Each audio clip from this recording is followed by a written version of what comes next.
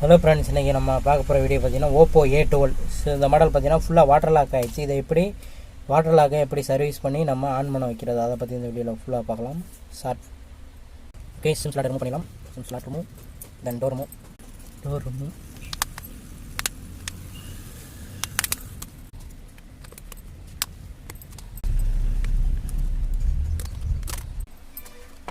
தென் ஸ்க்ரூலாம் கழட்டிட வேண்டியதான் ஃபுல்லாகவே.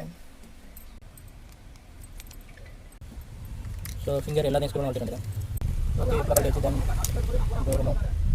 Finger remove, connector remove.